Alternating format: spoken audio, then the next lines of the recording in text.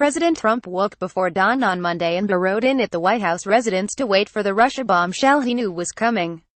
Separated from most of his West Wing staff, who fretted over why he was late getting to the Oval Office, Trump clicked on the television and spent the morning playing fuming media critic, legal analyst and crisis communications strategist, according to several people close to him. The president digested the news of the first indictments in special counsel Robert S. Mueller's probe with exasperation and disgust, these people said. He called his lawyers repeatedly. He listened intently to cable news commentary. And, with rising irritation, he watched live footage of his one-time campaign advisor and confidant, Paul Manafort, turning himself into the FBI. Initially, Trump felt vindicated. Though frustrated that the media were linking him to the indictment and tarnishing his presidency, he cheered that the charges against Manafort and his deputy, Rick Gates, were focused primarily on activities that began before his campaign. Trump tweeted at 10:28 a.m., "There is no collusion, but the president's celebration was short-lived." A few minutes later, court documents were unsealed showing that George Papadopoulos, an unpaid foreign policy advisor on Trump's campaign, pleaded guilty to making a false statement to the FBI about his efforts to broker a relationship between Trump and Russian President Vladimir Putin. The case provides the clearest evidence yet of links between Trump's campaign and Russian officials. For a president who revels in chaos, and in orchestrating it himself, Monday brought a political storm that Trump could not control.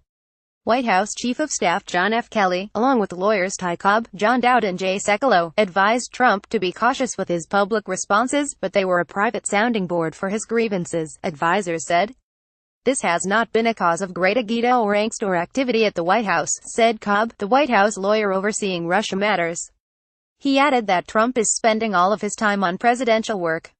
But Trump's anger Monday was visible to those who interacted with him, and the mood in the corridors of the White House was one of weariness and fear of the unknown. As the president groused upstairs, many staffers, some of whom have hired lawyers to help them navigate Mueller's investigation, privately speculated about where the special counsel might turn next. "The walls are closing in," said one senior Republican in close contact with top staffers who spoke on the condition of anonymity to speak candidly. "Everyone is freaking out." Trump is also increasingly agitated by the expansion of Mueller's probe into financial issues beyond the 2016 campaign and about the potential damage to him and his family.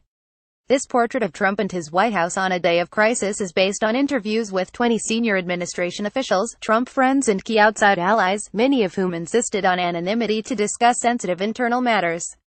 Who's Who in the Government's Investigation into Russia Ties View graphic. Who's Who in the Government's Investigation into Russia Ties. Trump and his aides were frustrated that, yet again, Russia steamrolled the start of a carefully planned week of policy news.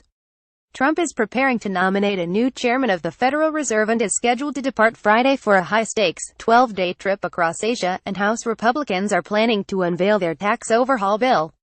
I'd like to start the briefing today by addressing a topic that I know all of you are preparing to ask me about, and that's tax reform, White House Press Secretary Sarah Huckabee Sanders said at Monday afternoon's news briefing. It was a light-hearted prelude to a question-and-answer session immediately overtaken by queries about the indictments. Away from the podium, Trump staffers fretted privately over whether Manafort or Gates might share with Mueller's team damaging information about other colleagues.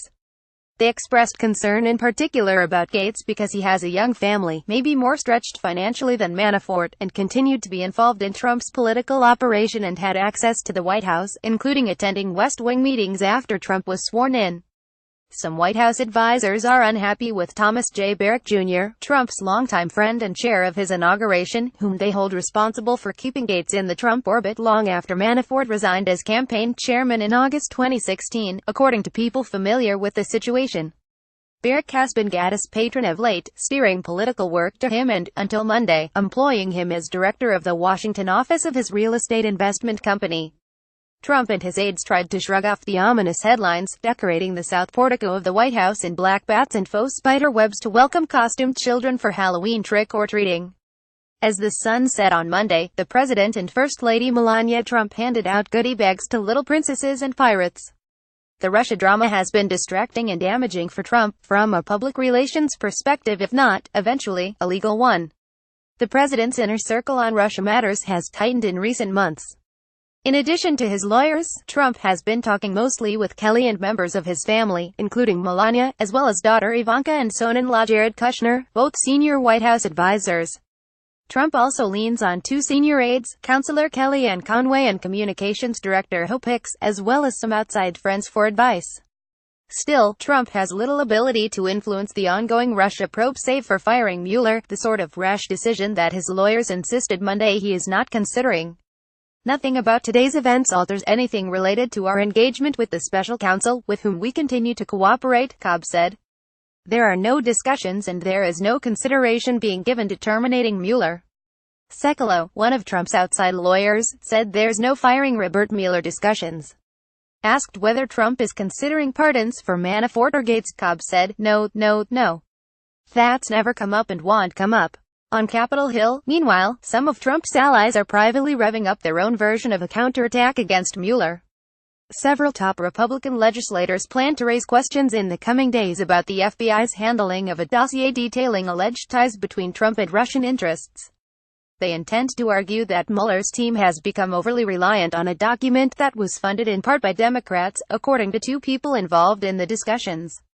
Mueller does not appear to have relied on the dossier for the cases revealed on Monday, however. For Trump and his team, the bad news began as disconcerting drips last Friday, when CNN first reported that indictments were probably coming Monday. The only question of whom, the White House had no inside information beyond what was public in news reports, officials said, and were left to scramble and speculate as to what might happen. Reliable information was hard to come by, as Trump's team was scattered. Cobb was at his home in South Carolina until Monday afternoon, while Trump spent much of Saturday at his private golf club in Virginia and went out to dinner with Melania and their son, Barron, at the Trump International Hotel's steakhouse in Washington. Among the many unknowns, the Trump team arrived at an educated guess that Manafort was likely to be indicted, in part, according to one White House aide, because they heard that television news crews were preparing to stake out Manafort's Virginia home. This wasn't a shocking development, Sekulow said. When the first pair of indictments came naming Manafort and Gates, there was palpable relief inside the West Wing. The 31-page document did not name Trump, nor did it address any possible collusion between Russia and the president's campaign. Moreover, aides were simply happy that the initial batch of indictments did not include Michael Flynn, Trump's former and controversial national security advisor, who was fired from his top White House perch after misleading Vice President Pence about his contacts with Russian officials. Flynn had been intimately involved in both the campaign and the early days of the administration, and a Flynn indictment, most staff believed, would have been far more damaging. The indictment of Gates, who had played a quiet, behind-the-scenes role in Trump's orbit, was more of a surprise, though he had served as Manafort's campaign deputy and protege. Trump's team quickly settled on a messaging plan the duo's alleged misdeeds, the White House argued, had nothing to do with the president or his campaign. Privately, aides and allies acknowledged that the campaign had perhaps not sufficiently vetted the two men before bringing them on board. Michael Caputo, a former campaign advisor whom Trump praised on Twitter Monday morning for his appearance on Fox News Channel's Fox Friends, later called the indictments one big, huge fail. Rick and Paul, I would consider them friends of the president because they worked so closely with him, Caputo said. The president's watching closely and he should be concerned for his friends' welfare, but he has absolutely no concern about collusion with Russia because there was none. On Sunday, Trump had attempted to seek refuge from the political squall with another round of golf at his Virginia club. Sens. Lindsey Graham RSC, and Ron Johnson RWIs were set to join him, according to two people briefed on the plans, an afternoon of camaraderie and talk about his tax proposal. It was not to be. Rainy weather forced the White House to cancel the outing, yet another disappointment, beyond the president's control. John Wagner contributed to this report.